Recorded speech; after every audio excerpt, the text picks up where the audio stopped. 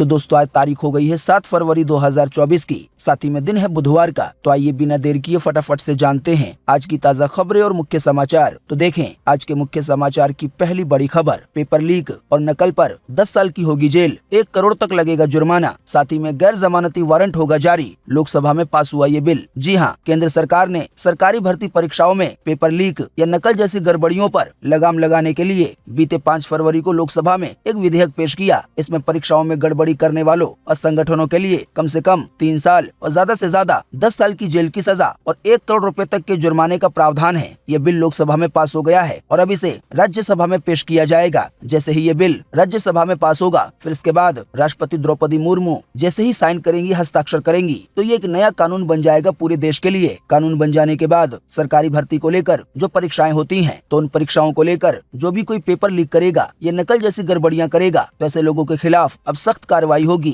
इसके अलावा गैर जमानती वारंट जारी हो जाएगा, यानी कि गिरफ्तार करने के बाद जमानत भी नहीं होगी। तो पेपर लीक और नकल रोकने को लेकर ये सख्त कानून लाया जा रहा है। बाकी दोस्तों आप इसी वीडियो के नीचे कमेंट बॉक्स में कमेंट करके बताएं, सरकार ये जो सख्त कानून ला रही है, तो आपके हिसाब से ये सही है या गलत है। देखिए अगली खबर, उत्तराखंड ने रचा इतिहास, विधानसभा में आज पास होगा यूसीसी यानी कि यूनिफॉर्म सिविल कोड बिल। जी हाँ, 2 साल की कसरत के बाद उत्तराखंड के मुख्यमंत्री पुष्कर सिंह धामी ने बीते मंगलवार को विधानसभा के पटल पर समान नागरिक संहिता यानी कि यूसीसी बिल को पेश करके इतिहास रच दिया है। बात यह है कि सदन में यानी कि विधानसभा में यूसीसी बिल पेश करने वाला उत्तराखंड देश का पहला राज्य बन गया है। विधेयक में प्रावधान के मुताबिक बेटा और बेटी को संपत्ति में समान अधिकार देने, लिव इन रिलेशनशिप में पैदा होने वाली संतान को भी संपत्ति का हकदार माना गया है। बताया गया है अब जल्द ही उत्तराखंड के विधानसभा में uniform civil code bill pass हो सकता है। इसके पास होते ही और आगे से अनुमति मिलने के बाद फिर उत्तराखंड देश का ऐसा पहला राज्य बन जाएगा जहां पर यूनिफॉर्म सिविल कोड लागू हो जाएगा। इसके लागू हो जाने के बाद कई सारे ऐसे मामले हैं जो सभी लोगों के लिए एक समान हो जाएंगे, चाहे हिंदू हो, मुसलमान हो या कोई किसी भी धर्म से हो। यूसीसी कानून का मेन मकसद यही है कि सभी लोगों को बराबरी का हक मिले। देखिए अगली खबर, मध्य प्रदेश के हरदा में बीते रोज 6 फरवरी को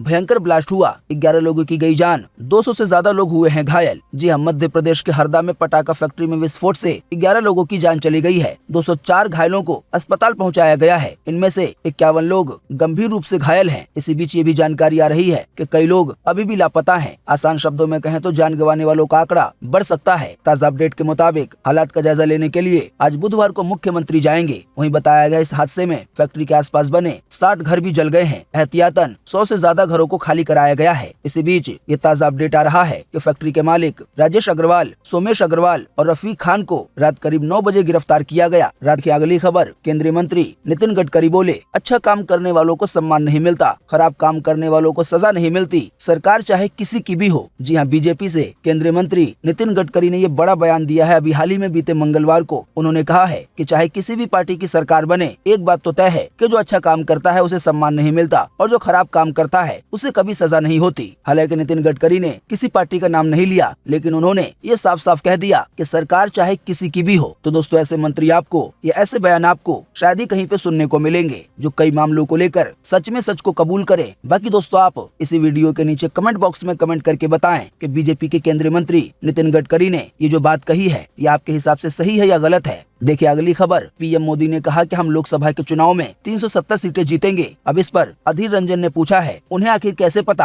कि इसका राज ईवीएम मशीन में छुपा हुआ है। जी हाँ, प्रधानमंत्री मोदी ने बीते सोमवार को संसद में कहा था, देश का माहौल बता रहा है कि अब की बार 400 के पार होगा, अकेले भाजपा 370 सीटें जीतेगी। अब तो ये बात देश नहीं, खड़गे जी भी बोल रहे हैं कि इस बार लोकसभा के चुनाव में बीजेपी अकेले बिना और किसी पार्टी के गठबंधन के 370 सीटें जीतेगी। तो पीएम मोदी के इसी दावे पर कांग्रेस के सांसद अधीर रंजन चौधरी ने गंभीर सवाल उठाए हैं। अभी हाल ही में बीते मंगलवार को संसद की कार्रवाई से पहले उन्होंने पूछा, चुनाव के पहले मोदी जी को कैसे पता है कि लोकसभा के चुनाव में वो 370 सीटें जीतेंगे? क्या इसका राज ईवीएम मशीन में छिपा हुआ है? इसका मतलब तो यही लगता है। कांग्रेस सांसद अधीर रंजन आगे कहते हैं, उनके दावे से तो ये लग रहा है कि इसमें भी मोदी जी का हाथ रहेगा। देखिए अगली खबर, दिल्ली से लश्कर तैयबा का आतंकी किया गया गिरफ्तार। आर्मी से रिटायर्ड है रियाज अहमद, एलओसी पार से गोला बारूद लाता था। जी हाँ, नई दिल्ली रेलवे स्टेशन से बीते मंगलवार मंगलवार को लश्कर-ए-तैयबा का एक आतंकी गिरफ्तार किया गया है। वो जम्मू कश्मीर के कुपवाड़ा में एक्टिव था। उसके पास से एक मोबाइल फोन और एक सिम कार्ड बरामद हुआ है। दिल्ली पुलिस ने बताया है कि वो भारतीय सेना से रिटायर है, यानी कि जो आतंकी पकड़ा गया है वो भारतीय सेना में काम कर चुका है। पुलिस ने बताया है कि गिरफ्तार आतंकी की पहचान रियाज अहमद के रूप में हुई है, यानी कि वो एक मुस्लिम है और वो LOC के पास से, बॉर्डर के पास से गोला बारूद हासिल करने का काम करता था। दिल्ली पुलिस ने आगे की कार्रवाई के लिए जम्मू कश्मीर पुलिस को जानकारी दे दी है। देखिए अगली खबर। ज्ञानवापी तहखाने मामले में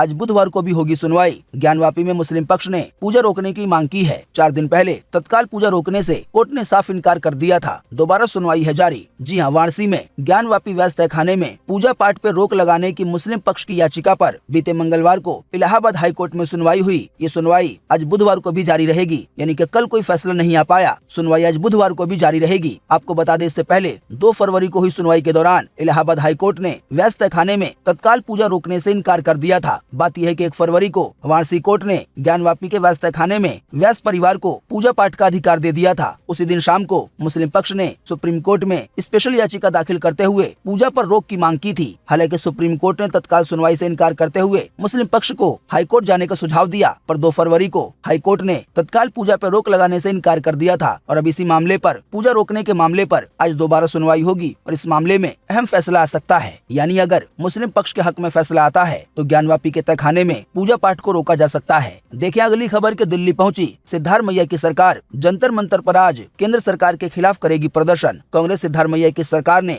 बीजेपी पर आर्थिक भेदभाव का आरोप लगाया है। इसी मामले में ये बड़ा प्रदर्शन होने जा रहा है। जी हाँ, कर्नाटक की कांग्रेस सरकार भाजपा के खिलाफ आक्रामक तेवर दिखा रही है। इसी कड़ी में केंद्र सरकार पर आर्थिक अत्याचार और नाइंसाफी का आरोप लगाते हुए मुख्यमंत्री सिद्धारमैया की अगुवाई वाली सरकार ने राष्ट्रीय राजधानी में प्रदर्शन की योजना बनाई है। मुख्यमंत्री सिद्धारमैया और उप मुख्यमंत्री DK शिव कुमार समेत कर्नाटक के बड़े बड़े नेता चलो दिल्ली आह्वान के तहत दिल्ली पहुंच गए हैं और आज बुधवार को कांग्रेस पार्टी जंतर मंतर पे प्रदर्शन करेगी। कांग्रेस पार्टी का दावा है कि केंद्र सरकार की नाइंसाफी, भेदभावपूर्ण नीतियों के कारण साल 2017 और 18 के बाद से अब तक कर्नाटक सरकार को 1.87 लाख करोड़ रुपए के राजस्व का नुकसान हुआ है। आसान शब्दों में कहें तो कांग्रेस की सिद्धारमैया सरकार का यह आरोप है कि केंद्र सरकार द्वारा उनको सही से पैसे नहीं दिए जा रहे हैं, उनके साथ भेदभाव किया जा रहा है। देखिए अगली खबर। क्या किसान सम्मान निधि योजना की रकम 12,000 रुपए होगी? फाइनली इस पर सरकार ने संसद में जवाब दे दिया है। जी हाँ, बीते कई दिनों से कई सारी खबरें आई, मीडिया में कई तरह की खबरें बताई गयी कि अभी इस समय गरीब किसानों को PM किसान सम्मान निधि योजना के तहत जो 6,000 रुपए मिल रहे हैं 3 बार में 2-2 रुपए करके हर साल, तो उसको 8,000 रुपए कर दिया जाएगा। तो महिलाओं के लिए 12,000 रुपए कर दिया जाएगा, या सभी लोगों के लिए 12,000 रुपए कर दिया जाएगा। इस तरह की ढेरों खबरें आई, ढेरों कयास लगाए गए, लेकिन अब फाइनली सरकार का इस पे जवाब आ गया है। संसद में इसके बारे में बता दिया गया है। संसद में सरकार ने इस पे जवाब दिया है। इस मामले में कृषि मंत्री अर्जुन मुंडा ने कहा कि फिलहाल सरकार के पास PM किसान राशि 6,000 रुपए प्रति वर्ष बढ़ाने का कोई प्रस्ताव नहीं है। यानी कि अब आप ध्यान से सुन ले, सरकार ने ये बात बिल्कुल साफ कर दी है कि फिलहाल अभी या आने वाले समय को भी लेकर अभी इस समय कोई ऐसा प्रस्ताव नहीं बनाया गया है कि PM किसान सम्मान निधि योजना के तहत जो 6,000 रुपए मिलते हैं तो उसको बढ़ाया जाएगा। जो भी बातें चल रही थी मीडिया में वो सभी केवल कयास थे, अनुमान थे, जो कि गलत साबित हुए हैं। देखिए अगली खबर। UPI भुगतान में बीते रोज 6 फरवरी को कई लोगों को आई दिक्कत। NPCI ने बताया है कि ऐसा क्यों हुआ। जी अगर आप फोन पे के जरिए, पेटीएम के जरिए, गूगल पे के जरिए QR कोड को स्कैन करके पेमेंट करते होंगे UPI के जरिए, तो शायद आपको बीते रोज शाम को दिक्कत आई होगी। हालांकि कुछ देर के बाद सर्विस को सामान्य किया गया। इस पर NPCI ने कहा है, जो कि UPI के पेमेंट्स को देखती है, कि बैंकों के सिस्टम में गड़बड़ी आने के कारण UPI भुगतान मंगलवार शाम को प्रभावित हो रहा था। अब देखें कुछ और बड़ी खबरें, लेकिन बहुत फटाफट। तो पहली खबर, CM नीतीश कुमार PM मोदी से मिलने दिल्ली जाएंगे। बिहार में NDA सरकार बनने के बाद दोनों नेताओं के बीच ये पहली मुलाकात होगी। अमेरिका के विदेश मंत्री एंटनी ब्लिंकेन इजराइल जाएंगे। प्रधानमंत्री बेंजामिन नेतन्याहू और उनकी वॉर कैबिनेट को ब्रीफ करेंगे। इलेक्शन कमीशन ने कहा, अजित पवार गुट ही है असली NCP। विधायकों के बहुमत के आधार पर लिया गया फैसला। जी हाँ, चुनाव आयोग ने अजित पवार गुट को असली NCP घोषित किया है। चुनाव आयोग ने कहा है कि शरद पवार गुट को नया नाम और चुनाव चिन्ह 7 फरवरी को अलॉट किया जाएगा। बात यह है कि NCP में फूट पड़ गई है और शरद पवार अब नई पार्टी बना सकते हैं। हालांकि इसी बीच बताया गया है, शरद पवार NCP पार्टी को हासिल करने के लिए सुप्रीम कोर्ट का दरवाजा खटखटाएगा। देखिए अगली खबर। असम में मानव तस्कर गिरोह यानी कि इंसानों के बेचने वाले गिरोह के 24 लोगों के खिलाफ चार्जशीट दायर की गई है। केस दर्ज किया गया है। NIA ने खुलासा किया है कि इसमें 5 बांग्लादेशी और एक म्यांमार का व्यक्ति शामिल है। कुछ रोहिंग्या महिलाओं को बेचा गया है। इसके अलावा भी कई और लोगों को। देखिए अगली खबर। रिजर्व बैंक ने फिर जारी की चेतावनी। कहा KYC के नाम पर फर्जीवाड़े से सावधान रहें। हैं। अभी इस समय KYC के नाम पर बड़े बड़े फर्जीवाड़े हो रहे हैं, लोगों के बैंक खाते खाली हो रहे हैं, तो इसी वजह से किसी भी डॉक्यूमेंट्स को साझा ना करें। देखिए अगली खबर, ईरान में इंडियन टूरिस्ट को अब वीजा की जरूरत नहीं होगी, 15 दिन ठहर सकेंगे। हालांकि ये सुविधा केवल हवाई यात्रियों को मिलेगी, यानी कि जो हवाई जहाज के जरिए ईरान जाएंगे तो उन लोगों को अब वीजा की जरूरत नहीं होगी। देखिए अगली खबर के राहुल गांधी बोले ममता बनर्जी अब भी गठबंधन का हिस्सा है, सीट शेयरिंग को लेकर बातचीत चल रही है। देश में सबसे बड़ा मुद्दा है अन्याय, हमें इसके खिलाफ काम करना है। देखिए अगली खबर, रणबीर कपूर एक बार फिर नेगेटिव किरदार में दिखेंगे। संजय लीला भंसाली की लव एंड वॉर में निभाएंगे ग्रे रोल। इस मूवी में आलिया और विक्की दोनों ही शामिल हैं। तो दोस्तों उम्मीद करते हैं कि आज की इस वीडियो से आपको काफी कुछ जानकारी मिली होगी।